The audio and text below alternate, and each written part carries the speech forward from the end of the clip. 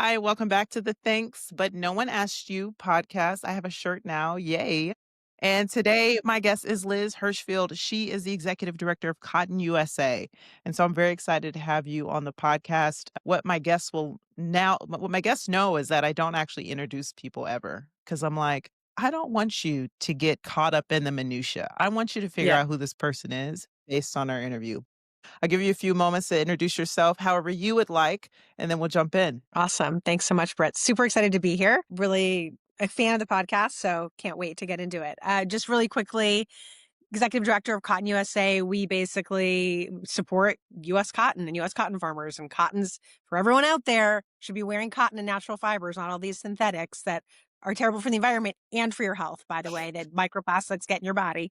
That's my little plug. But was in the fashion industry for 30 years, supply chain, sustainability, got really into soil health and how that really impacts climate change, and then got really immersed in the cotton industry, and particularly with U.S. cotton farmers. And that's how I ended up here today. So super excited to chat more about me and you and anything. Yeah, that's awesome. I'm glad you actually talked about that health thing because we are going to talk about that. I recently heard a podcast about it. But before we do that, hot seat. So, first things first, when I think of Cotton USA, I think of the commercial that I used to hear, the touch, the look, the feel of cotton, the fabric of our lives. We don't have Yeah, jingles anymore, but is there a I know. jingle that you can never get out of your head? You can never unhear it. I mean, it's funny that you bring that one up because as we've been talking about how synthetics have taken over our world, well, I'm like, I remember this, like the fabric of our life, always.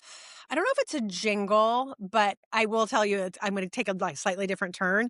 Sometimes I wake up in the middle of the night and I can't go back to sleep. I heard advice once that you need to like have a song or something that like brings you back to sleep, and it's free your mind and the rest will follow. You know And that? the rest will Yeah. follow. We And like, gonna yeah. blind. So that is always in my head. Okay. Yeah. I love that.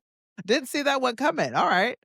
Okay. So this is just, personal. I have questions about these things always. It is fall programming season. Fall programming is coming back. As people who watch TV or stream know, there are always seasons that end and they have to come back. This fall, I'm looking forward to House of Dragons. Is there anything that you are looking forward to in the fall? Multiple things I'm looking forward to. The All morning right. show, Shrinking, and what's the one with Adam Brody? He's a rabbi. I'm obsessed with it. I can't remember the name of it though. It's so good. I can't remember the name of it. It's so good. It's great. What He's streaming dating someone platform who's is it not on? Jewish. Is it on Netflix? I think it's on Netflix. I'm not sure. Okay, That's I how don't much I know know about it. before. It's so good. It's so good. I feel like I need to look it up now because I'm going to find nobody wants this. That's what it's called. And actually, Oh, the girl he's dating is a podcast host, and that's the title of her podcast. Nobody wants this. okay. Yeah, it's Funny enough, fantastic. It's yeah, all right. I watched one episode and I see it has very high ratings. yes, it's So I'll clever. have to look into that. Okay. I love, love, love the morning show. In fact, I just go ahead and subscribe for 1 month and just binge it. And then I just That's unsubscribe because I'm like, that's what I tell all my friends to do. Yeah, they're what like, else oh, am I I going can't to have watch? another streaming. Yeah, just do it for a month and then get rid of it. That's fine. I Just love it. kill it. Oh, I love the Yeah, morning show. Such a good yeah, show. Okay. I agree. And I'm doing a series for my birthday. It's called Read a Damn Book. And it's because I just want people to read more. Like, I just feel like we're all Yeah. like taking in information really quickly and calling it fact. And it's like, no, we should actually get back Yes. into Yep. reading a full book, a full article. And so, one of the things that I talk about are books that actually make horrible, horrible, horrible movies. Is there a book that you read where you're like, this movie is trash? I can't even get into it. It's a really good question. I think that maybe, and I actually really, it was a series and I really liked the series. And I'm going to forget the name of it again. Because it was a book. I liked the series. It was women like like in Monterey or something, and someone like killed someone. Do you remember Huh? this? It was on HBO, and it came from a book. Nicole Kidman was in it.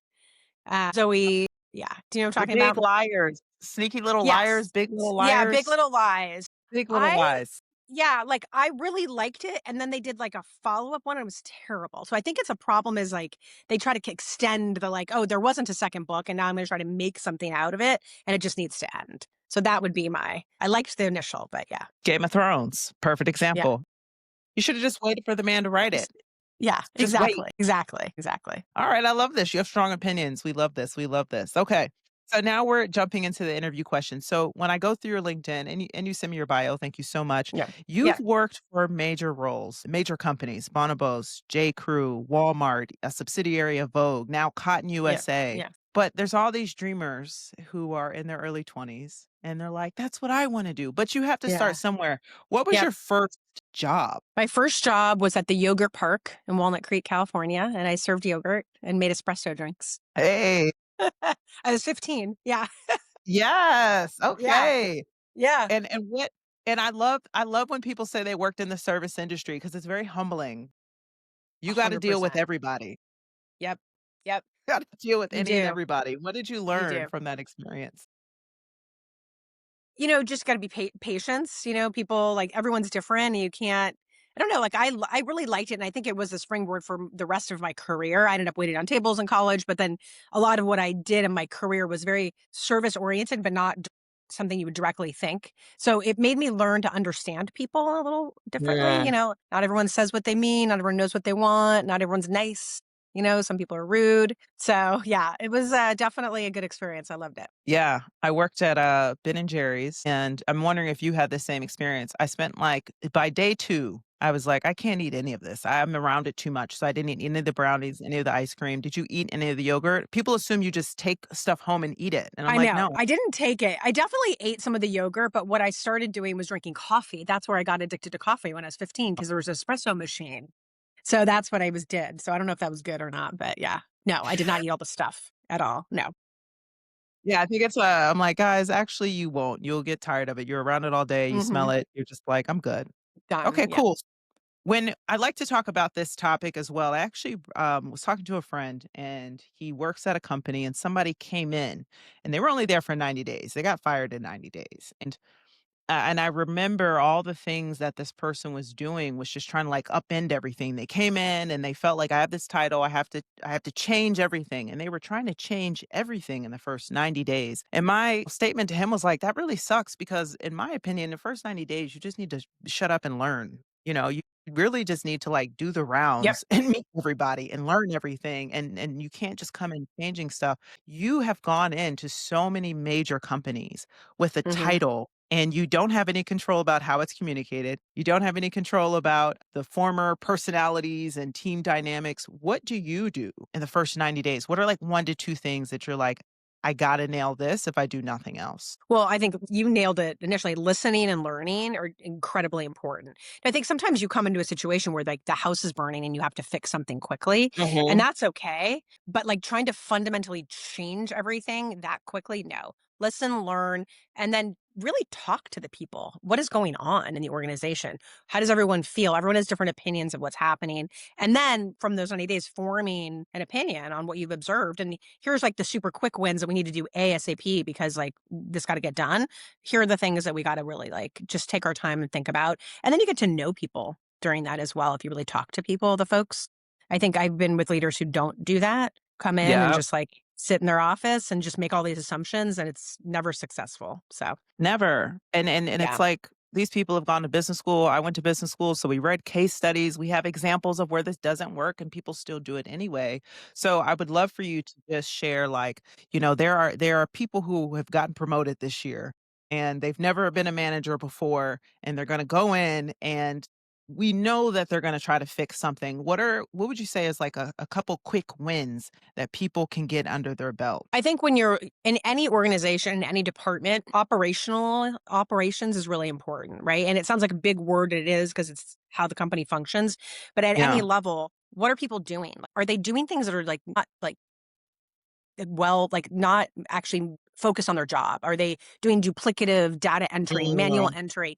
Are there things that are just like broken that you can be like, okay, we need a process or something? I hate that word because it sounds like so corporatey, but we can make this move more efficiently. Usually that's like one of the biggest complaints with people on teams is Yeah. like there's Yeah. things they feel like are out of their control that are causing them so much like stress that aren't really their job in terms of like they Mhm. have to like take this information, put it over here and like do it again, whatever. So I would say like dive into that. Like what are the things that are like slowing down or preventing the people that are you are managing from doing their jobs to the best of their abilities?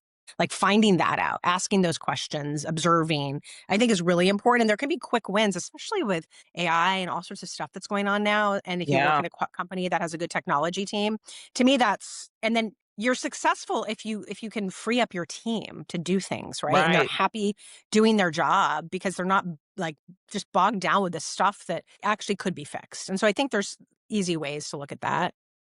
Yeah. I absolutely. I actually, as you were saying, I was like, you know what? Actually, I learned this lesson the hard way. So the very first time I was a manager, oh, it was like the second time I was a manager. I was actually 25, 24. I was relatively young, working in a charter school, and that was intentional. They intentionally hired really young people. Fortunately, I was put in charge of this like kindergarten team, and they had low reading scores, and I thought it was my job to like fix the reading scores. And what I learned Okay. is exactly what you said. So I came in. I did not go to school for education. I did not even understand the curriculum, and I was just like, "Here's a plan that you guys are going to execute on." Right. 3 weeks later, completely blows up in my face, and if I do anything well is admit when I'm wrong, so I just sat him down, was like, "Listen, oops, oops. Yeah. What would you have me do? You know, what should we have done and what would you have me do?" And honestly, they literally said, let us create the plan. We see what you're Yes. trying to do. Let us create the plan. What you could do is handle these difficult parents that aren't actually reading with their kids. What you could do is help us hold the students accountable for the things we're trying to do. And really, what it was they needed me to, what you said, free up their brain space. They were dealing with they were putting out so many Yeah. fires Yeah. that they couldn't do their job well, and I was like, "Oh, you want me to just do my job?" Because I was the dean at the time. I was like, "Oh, Well, you just want me to do my job? Okay, yeah, I could do that." and that's awesome. And I think that it's a really important lesson because as a managing people, like you are only as successful as your team is, right? And so you have Right. to be at the service of them. What do they need? And then that's going to help you be successful. A lot of new managers will come in wanting to be like, oh, I'm the shiny star. I'm going to do XYZ. But you can't do that without a team. And so they've got to be your priority, and listening to Yeah. them is great. That's a great story. I love it. Did you learn that lesson firsthand? Did you face plant anywhere before you were like, "Alright, yikes."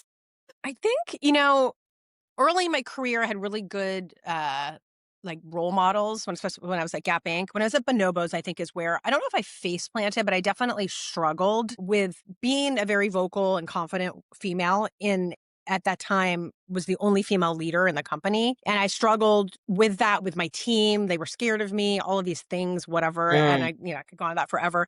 But what I will always remember is Andy, who was the founder of Bonobos, and he will say he was the worst leader. He wasn't, but he had a lot of room to grow. But one of the things that I appreciated about him was because of that, he really cared about people. And he really was like, I mm, am at the service of you. What do you need from me? Because that's how I'm going to be successful. Like I'm here to serve you.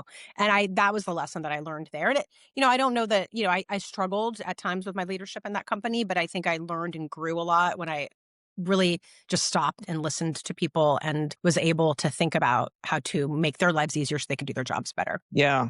It's a hard lesson to learn, and it's humbling. And I think that's kind of like the advice I always give when I'm coaching a client and they're like, "I need to do this, I need to do that." I'm like, "You actually need to do less." You Yes. need to just sit Yeah. still for a second and, like, learn and do a lot less, and it's okay, guys. And I think there's also that pressure of, like, I gotta make impact now, and it's just that's not true. Yes. And Yes. so, Yes. having that conversation, and the other thing I coach people on is, like, you need to have a conversation with your manager because they may also be operating under that same assumption, and you need to be clear about, "Here's actually where I think I can deliver impact, and also what are your expectations?" Like, let's level set Right. on expectations. And I don't see that conversation happening enough, I and it's agree. it's I agree. challenging. Okay, so I see, okay, this is, I'm wondering if you do this. I have this really weird quirk. It's not a weird quirk. I think everybody does it. I've worked in several different industries. You've kind of worked in different companies, but I find that when I'm really invested in something, when I really am learning a lot more, I end up teaching everybody else about it. So I get the sense that you're Yes. probably doing it, especially when it comes to Yes. fast Yes. fashion. Yes. What is the thing that you are teaching everybody right now that maybe they're just not listening, but you're like, "I need you to listen to what I have to say." What is that thing? what we led the opening of this conversation with, synthetics versus natural fibers. I was sitting, people don't look at their labels. And look, we need synthetics like to work out in and stuff. It's such like plastic. We need it. We just don't need so much of it. Right. And so being more conscious Mm, about it. Now synthetics are just like in everything. They don't biodegrade. They sit all yeah. those pictures of landfills, they're synthetics. Cotton and other natural fibers do biodegrade. And so I told the story a few times in a couple of conferences I was at, but this summer I was in Miami at a lunch outside. It's like 1,000,000 degrees in Miami, right? And my good friend's like, "God, it's so hot." And I'm like, "Well, you're wearing a synthetic dress." And she was like, "But what do you mean?" I'm like, "It's synthetic." So how can you tell? I'm like, "I can just tell. If you were wearing cotton or like linen or something, you wouldn't be so hot." And she had no Yeah. idea. Like that's, it not only is like comfort, it's also bad for the environment and, better for your health and all that stuff. So yeah, that's what I'm teaching now. Yeah. So let's talk about the health aspect. I did recently listen to an episode, and I've actually heard that, and maybe it ties to weave because somebody was telling me he's working with CUNY and they're doing a bunch of research, and he's actually looking at the hair industry. And Black women, we use a lot of synthetics, and I have Mhm. synthetic weave in my hair right now. And he was like, there is a connection between the synthetic weave that women are putting in their hair and like all of the skin issues that they're having and all of the health issues that they're having, but no one's studying it. We've seen this happen in gynecology. Nobody studies a woman's body, and so we don't know why things happen. But talk to me about the health implications of synthetic fibers. Like, what are they really? And are we still learning about them? We're still learning, but we're starting to hear I think people are starting to hear about microplastics, and they're everywhere in the water, they're in fish, they're in everything we eat. They're finding microplastics in people's brain. Now they're starting to think it's like contributing to heart disease and heart attacks. And it's in everything, Mm, right? It's in the plastic bottles you drink, it's in your weave, it's in and a straw, but it's also in the clothes that we wear. And microfiber, polyester and synthetics shed microfibers, and you can hug mm, someone and they shed and they go into the atmosphere. They don't go away, but you can't see them, right? When you wash them in your washing machine, they go into the water stream. Patagonia for years has been trying to work with washing machine manufacturers to put a filter like in the washing machine, like you have in your dryer, to pick up those yeah. things. And for whatever reason, it hasn't worked. I don't know why, but it's really bad for you. And I think we're just starting to learn that. So it's like you think about like during the pandemic, everyone started wearing like these leggings and like a blazer and sneakers was like the thing to wear, and people are still doing that. But like that's it's great and they're comfortable, but like the real synthetic stuff, where to go work out and take it off and put cotton. There's cotton leggings. Put something on that's natural fiber because if it's on your body for so long, it really is seeping into it. So, yeah, I mean, we're just starting to learn. So, I think it's going to be really interesting to see as more research comes out. Wow. I think I'm also kind of like of the mind is, we are so consumer heavy that we're actually not no one's really going to care. I hope the younger generation does care, but it's one of those things like until you actually see the effects like smoking, when we were able to Yes. say this causes cancer, no one actually cares. I think the same thing, the same miss happened with COVID, unfortunately. I was kind of under this impression like all these people that don't believe COVID is real or COVID is happening, sure, fine. I get it. But if it were kinda like the plague where you could see it physically manifesting on Yeah. people, you would believe it, and so I'm trying to figure out, like, what do you think it's gonna take? Is it gonna take data and correlation? What do you think it's gonna take for people to, like, hear it and make changes? I think it's data. I think it's connecting all the dots, right? I think you're starting to hear these things. You're hearing health and wellness people and influencers and stuff. But I think when things really start coming out, like this is directly causing heart attacks or this is directly happening, I think people will take notice. It's education though, right? And so how is it? I think it has to come from all avenues. It has to come from the social media influencer, has to come from trusted sources. It has to come on labels and things. There's someone in the industry who's so passionate about it. He's like, I want a label on anything that's synthetic that says it's bad for your health. I'm like, well, I don't think that's going to happen. But, and I don't want to be, I think too, it's like we have really important businesses that rely on that product. And it's not that we don't need it, it's just we don't need so much of it. Right. And no one looks at their labels on their clothes anymore. And the content is there, right? And when you're buying something that you don't need to work out in or that you're not hiking and need it to be, it's like rain gear, it doesn't need a synthetic in it. It needs to be, it can just be natural Mm. fiber. It's easier to take care of. It's lighter. It's all the things. So Yeah. is it just, like, cheaper and easier to get? Why is it kinda everywhere? It's gotten a lot cheaper over the years. It used to be very similar because with all the tariff stuff, you hear a lot of things. Companies always pay a duty to bring product into the United States, and synthetics have always been quite high. But lately, there's such a huge amount of synthetics, and that fiber is primarily made in China, and there's just like a huge volume of it that it's just very cheap. And the other thing that's happening is that on the sustainability journey that people are on, which is really important, recycled synthetics have been like, oh, this is great. They still don't biodegrade; they still sit in a landfill. But what's happening is that recycled synthetic fibers are coming from plastic bottles. They're not coming Mm. from there are some things that are coming from other, like taking fabric and making it into something new, but that's very new and innovative.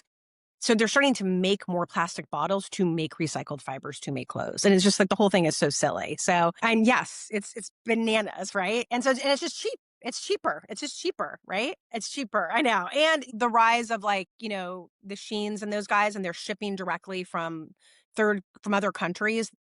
I'm sure people have heard this word de minimis thrown around, where if it was under $800, you didn't pay a duty on it when you normally would if you were shipping the bulk into the United States and then fulfilling. Now they've changed that, and so that's going to hopefully stop that a little bit too. So yeah, it's crazy though. It's just, yeah, it's cheap, it's easy, and people who want disposable stuff, that's the way you do it because it's quick. So Wow. Okay, so now we've got a segue because I have yes, been on a mission. I have not been on a mission. I was on a mission last year. People come to my house and they're like, "Why aren't you recycling?" And I'm like, "Well, I do recycle for the most part. I'm recycling like the paper and the aluminum." And they're like throwing plastic bottles in there. I'm like, "Nope, actually turns out guys, we can't recycle the plastics." And so I heard a couple years ago that the whole plastic thing was this, grand scheme from the oil company back in the 70s, and then it turned into a big marketing ad into the 90s that was, kind of made everybody say we have to recycle. But it turns out it's actually very hard it costs more money to recycle plastics than it does to just manufacture plastics all over again. And so it's one of those things, like, it broke, it hit the Wall Street Journal, and nothing changed effectively. So I'm kinda like, like, the guy's like, "Yeah, let's put a label on it." Labels are great, but we already know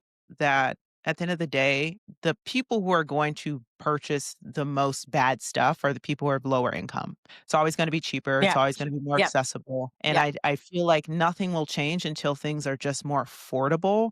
Do you think that's gonna happen? Are people talking about that aspect of it yet? It's so hard. I mean, I don't. Things are so unaffordable right now in every aspect, right? Everything, Yeah, and it really went off the charts during the pandemic, and it's never yeah, changed. I've said this a lot. I am not an economist, but like, I wish we just went through a recession then, because that's what you need to happen. People need to stop buying things for companies to lower their prices.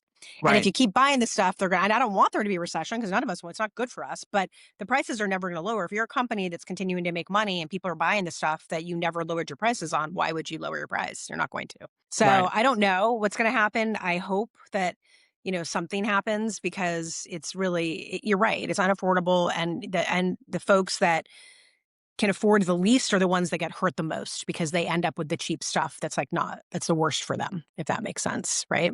Yeah. So, No, it is. The yeah. same with food, Yeah.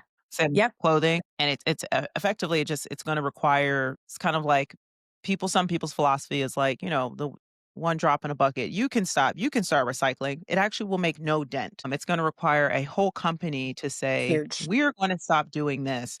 That's the only Yep. way for it to work. So, not to I freak agree. anyone out. There's more things to No, freak out about, but I agree. I agree. And look, the one thing I will say is recycling plastic is hard. It is possible but with the United States, we're so disjointed, from state to county to anything. Everyone does everything different. If yes. you go to the EU, it's like one system. And that's why they're so good at it. But we can't agree on any of that. So it ends up being so bad. So Yeah. yeah. Heard. Okay, let's move to lighter topics because we could go down a Okay. wormhole. Yes. I can Yes. I can see I this know. now. So I see you do speaking engagements, and that is a natural progression for leaders. And I tell this to people all the time. It's like, listen, if you get into a leadership position, executive presence is just one of the things you have to have, and you're going to be asked and expected to be on a stage at some point in time. So I'm typically coaching people on executive presence, but you're already there. You're already speaking on stages. Is this something that got coached on, or how did you get better at the craft of speaking publicly? So really interesting. I kind of fell into it, to be honest with you, and I really liked it. I think that I've always been capable of speaking very confidently about things that I'm confident about. And so obviously, like if I had to stand on a podium and give a speech about something that I had to memorize that I did not really know well, I would be terrible. So Yeah. to me, it's about what are you comfortable talking about and talk about that thing, right? And that's obviously if you're a leader and you're talking about something in your business or whatever it is that you're doing, you should know it really well, right? Yeah. So I think, for me, it's also like iteration and doing presentations and doing them over and over and over again gets you really comfortable with the material. I'm not Yeah. good at memorizing things. I got kind of thrown into it, but then I discovered that I really liked it and I was good at it.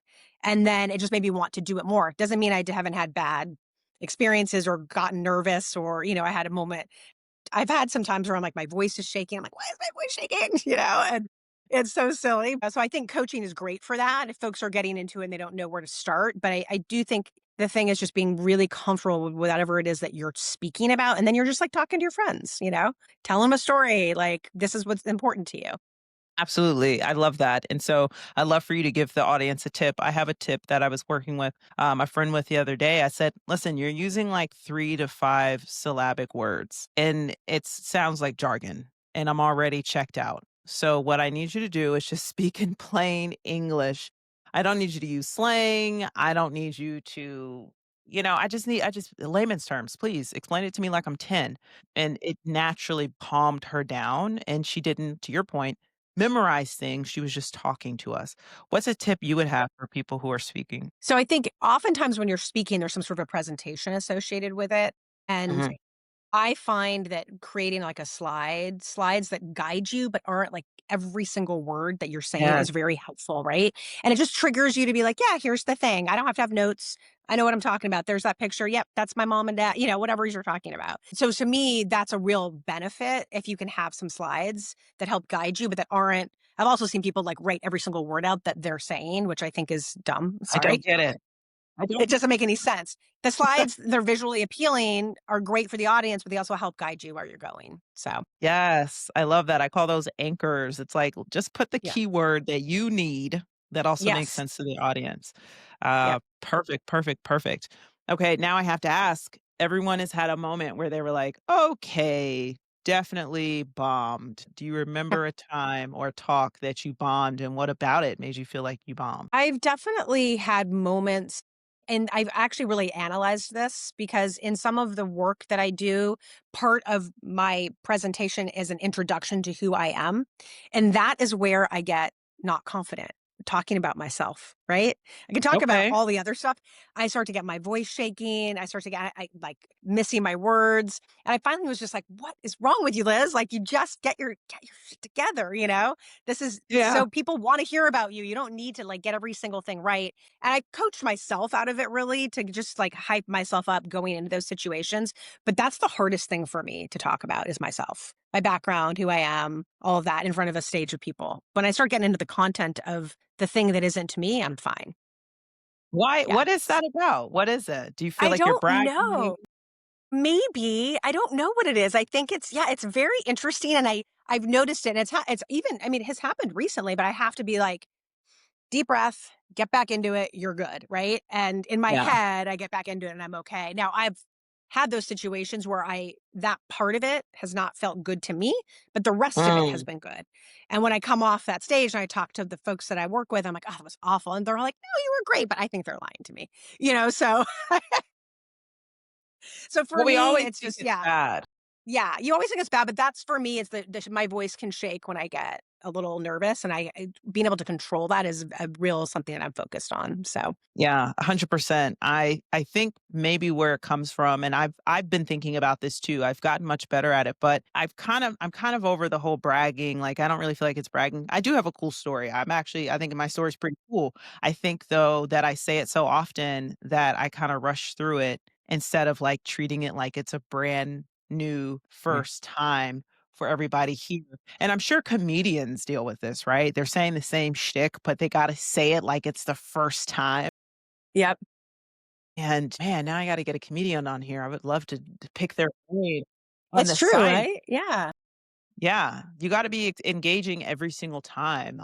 And I'm actually, it's encouraged when I'm going to go lead a retreat or a workshop. It's encouraged like don't change your content, make the content the same because it's better for you and it's just easier for you to remember Yes, everything. But I find that like I kind of need to switch something up so that so I don't get into a lull for myself. And I'll try to like I hear pull you. in random facts from the company and I probably create more work for myself, but I feel better when I gotta do something because I would hate to sound like I'm bored talking to somebody about myself. That's Yeah, right. And you and it's so interesting. And I think too, also knowing who you're talking to, maybe there's like little things that you can bring out that maybe are specific to that audience, right? That they'd be most interested in. But yeah, because it becomes like a script, right? yeah, and nobody wants to read a script. I don't know how actors No, do it. I know. Crazy enough, I was listening to This American Life, and they were talking about this very topic because he was talking about a guy who was like vying for playing in an orchestra, and he finally got his call to do, I think, like Phantom of the Opera before it went out of continuation, and he played in the orchestra on Broadway. And what he said was, what he didn't know was that 5 times a week, he was going to be sitting in the same chair next to the same two people for years on end, playing the same chords over and Oh my over gosh. and over and over. And I was like, oh my God, this sounds terrible, actually, Yeah. but this is people's But jobs is to do the that's what same they thing over do. and over Yeah, and they over have again. to do Yeah. it. So if they can I do it, mean, yeah, guys, we music can do it. I agree 100%, right? We could do it. And We being could do proud of this. talking about who you are, I think is important, right? Yeah. And I do dislike I actually end up pepping people up when I say, "Oh, what did you do?" I met a guy who was a CPA, and I said, "Oh, okay. Well, what did you do before that?" Turns out he played like the bass trombone, which I didn't even know was a thing, and he played in the symphony in one of the cities, and My God, that's so he'd cool. interned at Berlin Symphony, which is like the Oh my top gosh. one of the top symphonies. And of course, I'm like, "Wow, really cool." And he's like, "Whatever." And I'm like, "Don't do that." I said, "Don't do Yeah. that." Even when he said, "Oh, I'm a CPA," whatever. I was like, "Sir, Don't minimize sir, it. Yeah. don't minimize this. This is so incredible." And of course, I'm pulling and he's got all these incredible stories and experiences, and he just kinda became a CPA later, and I'm like, "Dude, okay, we gotta work on this. I don't like this for you. I need you to talk about this part of you. It's amazing." Yeah. It's huge. All right, let's move forward. So, I did a video and I shared it with you, and it's a story of the man, the boy, and the donkey. And for the listeners who have not listened to this episode, it is a solo episode, and I share the story of a man, a boy, and a donkey. They're traveling to town. And as they're traveling through, the villagers are judging them. The first group of villagers are judging them because they're both walking alongside of the donkey. And they're like, that's dumb. Use the donkey. Somebody should be riding the donkey. This is stupid. So they put the boy on the donkey. They keep going. The next village is kind of like, oh my God, the boy's riding the donkey, making that old man walk. Shame. Shame on you. And so they're like, okay, oh my gosh. So they take the boy off, put the old man on. They continue walking. Wouldn't you know it? Another group of people has something to say about now the old man being abusive for not letting this boy ride the donkey.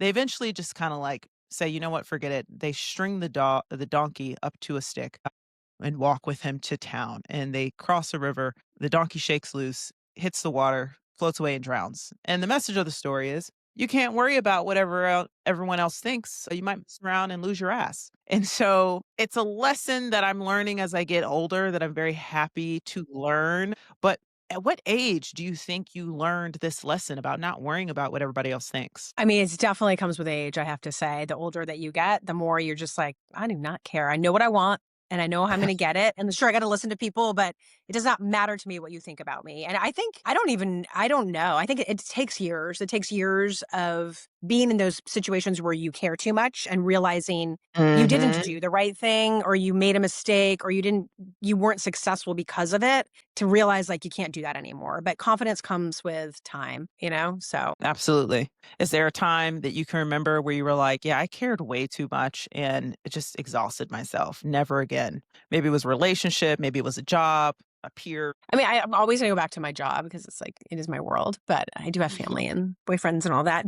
There when I worked for Bonobos, we were a startup and, part of the startup deal is getting equity. And when I went to go work for them, I didn't know really what that meant, but I thought I got like a good amount, but I kept trying to get more the whole time. And I would never get any more because they didn't it's unfortunate, just didn't value what I did, even though what I did was so important. Mm, And after the fact, it was very well valued. But when we actually were acquired by Walmart and we were like told, like, here's your contract. These are the terms. You can't change them.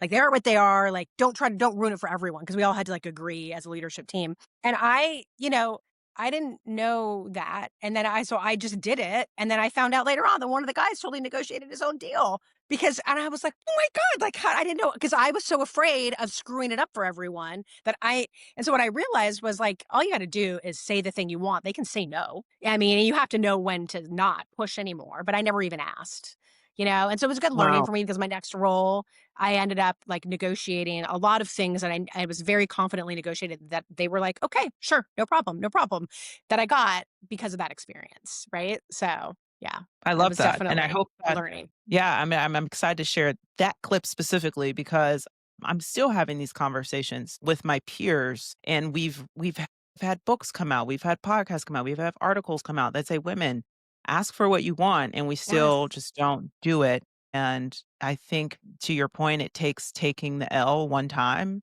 and you're like, "Alright, never again." But I mean, Never again. sometimes it's a huge L, and you may not ever see that opportunity again, like, it Yeah. sucks. It was a big deal for me. I mean, it definitely was, but it was a learning, and I think the biggest thing is, like, you can only get told no. No, they're not gonna walk away from you if they wanna hire you because you're asking for something, you know? If you push too hard, you have to know your boundaries, but yeah, Yeah. That's what we yeah. think though, right? We have this whole movie in our head Yep, when we're in the shower, we're yep, like, "I'm gonna say this thing," and they're gonna be like, "You know what? Give me the yes, contract back. Get totally. you're I don't done. wanna hire you anymore. Yeah, Leave the door." exactly. We make Exactly. this whole story up and I it's never know. happened. And sometimes maybe we do need to get fired one time so we can say, "Okay, well," but, I've done yeah, that. Yeah. you've gotten fired for asking? No, I said just so you can say I've done that in my head. Oh. Like, no, I've not done that. I was It's like, saying "Oh, that as an wow." example. No, I've never. No, never. They just can say no. Like, and it's the way you ask and how you approach it and why you're doing it. And, yeah. Absolutely. Yeah, learning. So, yeah, I love getting, older. I will be turning 40 on Saturday, and people are all Amazing. like, "Thank you." Congratulations. Yeah, they're Yeah. like, "How do you feel?" I'm like, "If you know anything about me, I feel amazing," because all I've been doing for the past 9 years is telling all these early 30-year-olds that are freaking out to cut it out. I'm like, "Cut it out. You're 31 and 32 might be a little bit weird because you're transitioning, but I promise you, once you hit 34, 35, 36, you're like, 'Wow, this is way better than all of my 20s because my 20s I had no idea what I was doing. I was anxious all the time. You don't even know you're anxious. So Yep. I'm excited for Yep. my 40s. Any 40's the advice you best. have for me? Yeah, Yeah, tell I me. think they're the Give me a gem. best. I mean, to me, they're the best because you're like, you know what you're doing, you're confident, you've got that confidence, you know how to say no, how to like ask for what you want. And for the most part, you're in a better financial place than you were in your 20s, right? Not always, but and so you can do the things that you want to do. And so for me, I mean, my 40s was great. And for me, it just enjoyed every bit of it, right? I enjoyed my life. I went on trips. I enjoyed my work. I just had so much fun. And I think that for me, that was the culmination of everything that you worked for up until that moment. So Yes. Okay. Yeah, I'm excited. yeah, My 40s are yeah, about to be lit. that's awesome. Fingers crossed. Okay. You're going to do great. It is time for this or that. And this is where you are going to pick two different audience groups. I'm going to give you two groups. So I might say parents of boys or parents of girls. You'll take Okay. one of those groups and you'll give them unsolicited advice. They didn't Okay. ask for it. They definitely need it. This is also your opportunity to be like, you know what? This has been on my mind. And I Okay. said, I have a lot of so, thoughts on that. okay. So this is gonna be good, I think, especially coming from you because you've had such a storied career. I would like for you to choose between the young adult who's constantly planning 5 years ahead or the young adult who refuses to make a plan for anything. All right. I'm gonna do the one that's planning 5 years ahead. Okay, go for it. Probably because it's, like, the opposite of me.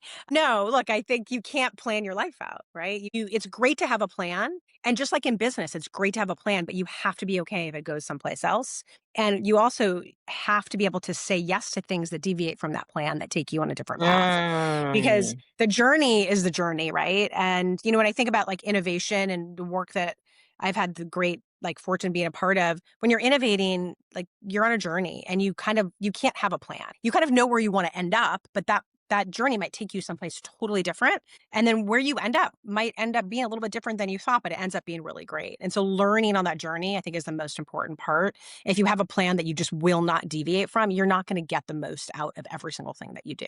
It's okay to have it, just be okay with it has to bend or move or adjust a little bit, right? Yeah, that's so true. The deviation is like inevitable. And I think it determines the person's actual success after because the way that you see a deviation, there's two ways to see it, right? Like, oh, okay, new adventure. And some people just completely collapse and they're like, oh my God, everything's off track, doom scrolling, it's horrible. And that will determine like the trajectory you go on. If you're in a Exactly. victim mode or victor mode, like victim or victim, you gotta pick a lane, but I love that the deviation is definitely inevitable. Yep, agree, and you have to be okay with it. You gotta be cool. Okay, so both of us are not parents, which I love to give unsolicited advice to parents, and my friends who are parents look at me and roll their eyes aggressively when I tell them what to do with their kids. So let's do it anyway, let's do it Okay, anyway. great, let's do it. Yes. Because we see these humans outside. I see toddlers, I see teenagers, I see them, and I have Yep, feedback. yep, So, I manage them, yes, I know. yeah. So and also we're aunties, we know some stuff. Yes. So, I would like for you to choose if you'd like to give advice to parents of toddlers or parents of teens. Hmm.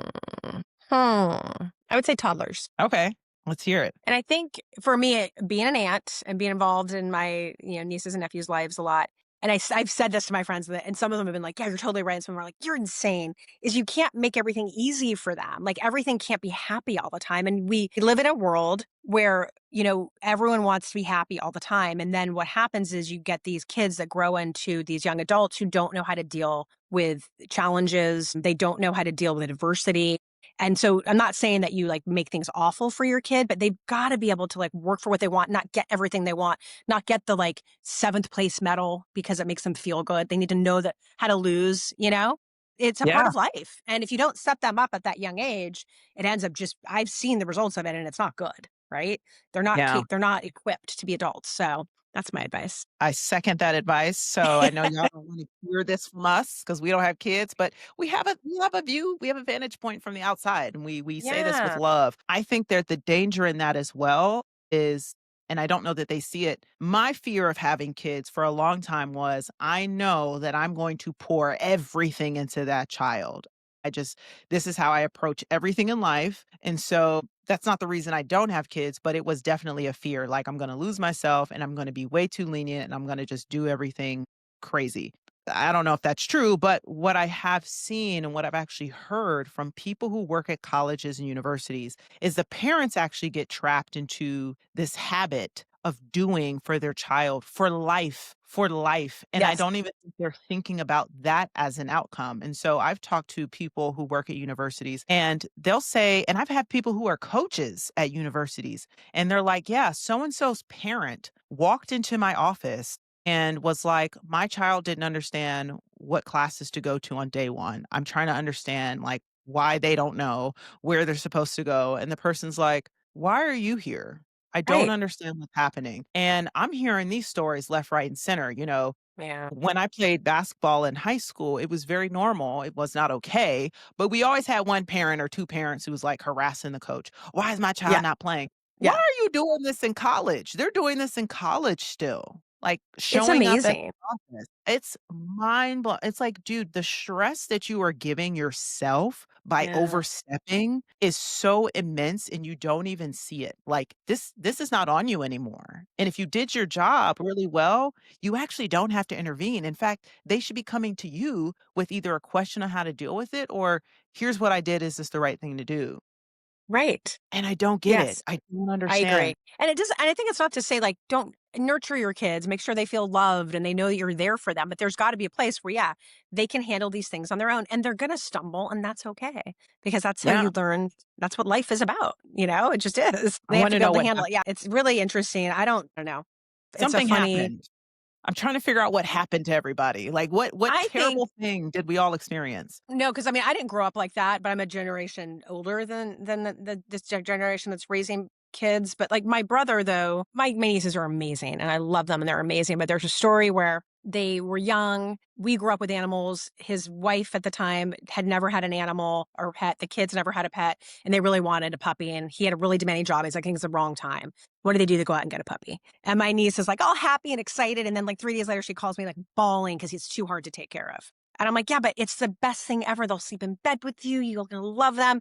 What do? They go give the dog. They give the puppy back. I'm like, what? Uh, You just told your kid that like something's hard and they don't have to do it, you know? Give up. You can't do that. My nieces, they ended up amazing, but it's stuff like that. It's like, you know what? You say you want to do something and you stick to it, and you can't just decide that you don't want to do something. And yes, there's certain things that, you know, make sense, but you got to like push through. And so I think I don't know. I think it's just this everyone wants everyone to be happy all the time. And we want to be happy. We all do, but that's also not the reality of life every day. And you have to deal with Yeah. it. And they'll Yeah. actually be more unhappy. It just it Yeah. by default, they'll be more unhappy because everything that comes up will be Right. an extreme Right. challenge for them A when it's not even a challenge. challenge. Yes. You know, Yes. they're It gonna shouldn't be. It perceive should be. everything as yeah, it's so where are the psychologists out here? We need to get a we need an honorary doctorate. We have all the answers over here, I y'all. know. We know exactly what's going on. It's hard though. I know when you're parenting, you just want your kids to be you want your kids to be happy. Of course, you love them more than anything in the world. Oh, I think, but you know, I've seen some parents do it really well. And my brother was an amazing. I don't want to say anything bad because the girls are amazing and they're all responsible and grew up well. But I was so mad when they did that. You know, Your like you're telling them opportunity. about. Yeah, yeah.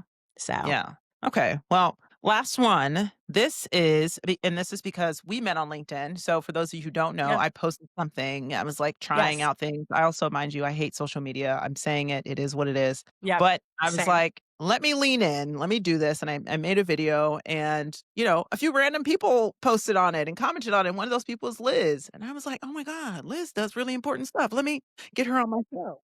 And so you responded, which I thought was awesome. And so that is the power of LinkedIn. As much as I hate social media, there is a strong benefit. You get to connect with people I would never meet, ever. Same. Yeah. I mean, yes, I loved it. Yeah, I loved your So I'd video. like By the way, it was awesome. thank you. I'll make sure to You're add it welcome. into the notes for people to see. Please do. Yes. I want you to choose between the person who posts every single success on LinkedIn or Mhm. the person who's doing amazing things and they don't tell a soul. Oh, goodness, that's so hard. There's no in between? Right. Nope. I'm gonna say the overposter is probably, like, yes, who I would talk to, and that would be Yeah. maybe Let's hear it. slow it down a little bit, you know, just do the things that are really important. Because what if you just, like if it's not quantity, it's quality, and so be really thoughtful about what you're posting and that it's meaningful and that it's gonna attract what you're trying to attract. If you're just doing it because it's good for you and you wanna communicate how you feel, that's a different thing, but I think if you're really trying to get a following or inspire people or do something in that nature, it's gotta be quality over quantity, and you can't overwhelm because it become people start to tune out and they just don't listen anymore or like or whatnot. Yeah. And I know people will say, "But there's an algorithm," and I'm kinda like, "It depends on what you're trying to do." I don't know. Yeah. If you're trying to get, like, 1,000,000 followers, I guess, but even then, the question is, what are you trying to do with that? Like, what is the end Right. goal? Right. So, Right. play the long game. You don't have to have 1,000,000 followers by December. Play the Right. long game. Instant gratification is a thing that we struggle with today.